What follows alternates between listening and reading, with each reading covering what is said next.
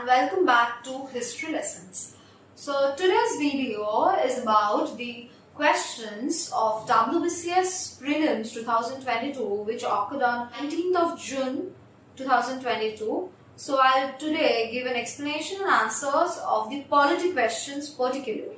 There were 12 foreign questions from polity this year. My suggestion would be to the aspirants that you should go through the last 10 years questions very significantly. Those questions are repetitive. Some questions which has come like last year also, like the date of adoption of constitution, and some questions you will see maybe some related questions has come like powers of president if you learn it nicely. This year there was a question from emergency powers. So upcoming year it can come as a legislative power. So let's start. The first question is, any money bill cannot be introduced in the parliament without the consent of, there were 4 options. So the correct option here will be the President of India.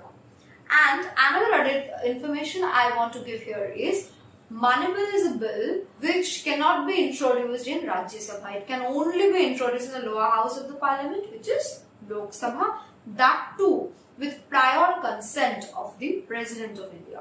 So rules related to money bills you can get in article number 110.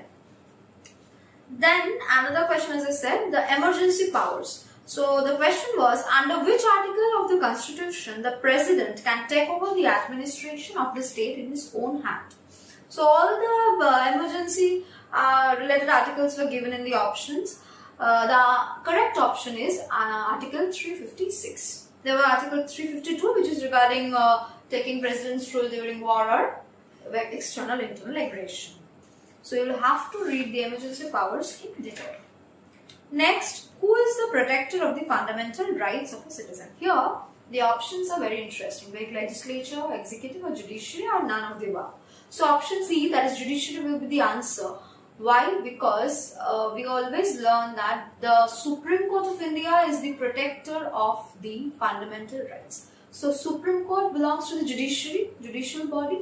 So obviously the answer is judiciary. So it's easy, but you have to just apply your sense.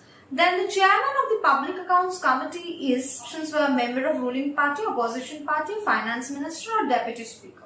So your option obviously will be the member of the opposition party. Who now I'll leave a question for you all, is who is the current chairman of Public Accounts Committee? Please comment down in the below. And another question which can come, I think, is who appoint the chairman of Public Accounts Committee? The Speaker of Lok Sabha appoints the Public Accounts Committee's chairman in India. Then next question. The next question is regarding election of vice president. Same question can come as the election of president, which is similar.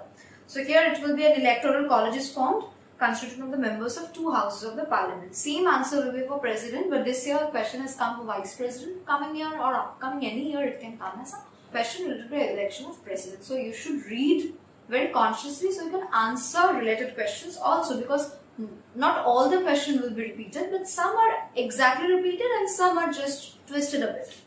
Then next question, the ex-officio chairman of Rajya Sabha is the vice president. We learn from school days only, like whoever is the vice president automatically gets this position of the ex-officio chairman of Rajya Sabha. There is no other separate election for the post. Like we have in speaker, like the speaker of Lok Sabha. But here in this case, whoever is a vice president and whoever is an ex-officio is the same person who holds both the position, the ex-officio chairman of Rajya Sabha as well as the vice president. Another question I'll leave for you, all the audience, that please name the current vice president of India in the comment section. Then the next question which has come is regarding what is the minimum age required for the Indian citizen to become a member of Lok Sabha, which is 25 years of age. Here I will give a tip to learn all the qualification, like for becoming a member of Lok Sabha, Rajya Sabha, President, Prime Minister. So this will be related but easy to remember, like he or she should be mentally sound, he or she should not hold any office of profit under the government, and particular age for particular elections. that so similar question has come that will be helpful for your upcoming examination. Like this year, 2 questions from Vice President has come, you can notice. Next, members of State Public Service Commission are appointed by whom? Options for President, Prime Minister, Governor of State, or none of them. Option C, that is Governor of the State, is the right answer here. Then, which of the following constitutional amendments gives a constitutional status to the Panchayati Raj institution? Option B, 73rd Amendment is the correct answer. Through the Constitution, through its 73rd amendments and added this. So here I will say that all the amendments are very important, but particularly 42nd, 44th, 73rd, 74th, all these are like where important changes have taken place there. Those amendments became very, very important. Now the Advocate General of a state is appointed by whom? Here answer is same. The Governor of the state appoints the Advocate General. So here another 2 questions from Governor has come this year.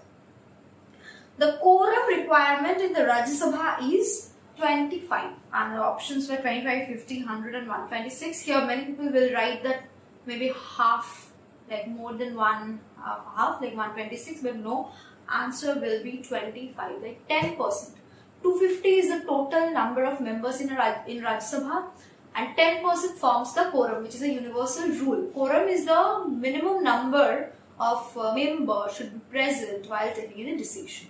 So 25 members should be present in Rajya Sabha while taking any decision. So quorum for other bodies are also important. You have to remember the total number of members and the quorum. Next question. Bills other than money bills are introduced for being passed by the Parliament in. So the ordinary. This question is not related to the money bill but ordinary bill. So ordinary bill, as I mentioned regarding money bill, only can be introduced in Lok Sabha, but any bill other than money bill, that is ordinary bill, can be introduced in any house of the Parliament and will reach the next house. If it is introduced in the Rajya Sabha, it will go to the Lok Sabha for passing before its consent and final sign by the President. Then, who is the guardian of the public powers in India? The answer will be not the President or any other, but the Comptroller and Auditor General of India is the guardian of the powers, public powers in India. And another question, related question here can come is who appoints him? The President of India appoints the Comptroller and Auditor General of India. Next question from Polity. The Constitution of India is neither truly federal or truly unitary. So, but a combination. Who said this? D.D. Basu, who is a very renowned political scientist. He has said this. On which date the Constitution of India has been adopted by the Constituent Assembly? 26th of November 1949. Very important. But yes, people get confused here because there are so many dates related to the Constitution. First is when we get independence, that is 15th of August 1947. But the Constitution took 2 years and some more time to be written. So on this day we adopted it. But finally on 26th of January 1950, to commemorate the 1930 Swaraj Day, we celebrate our Republic Day.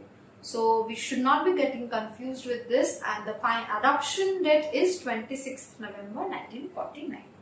This is a very repetitive question we get in WBCS. We've seen the other year's paper as well, you will get. The last question from Polity this year. For the purpose of legislation, education is enlisted in which list? There are 3 lists we know. List 1 is the union list, list 2 state list, and the concurrent list where both state and central government can legislate. So education for this purpose has been placed in the concurrent list. So here another important thing you should know is the number of subjects in each list. So union list, originally it was 97, now 99. State list originally has 66 subjects, now 61, and the concurrent list has 52 subjects. So this is all. Hope it will be helpful. So I try to solve all the polity questions of this year's preliminary WBCS examination. Please do subscribe the channel for more. Share with your friends, like, and do comment down below. Thank you.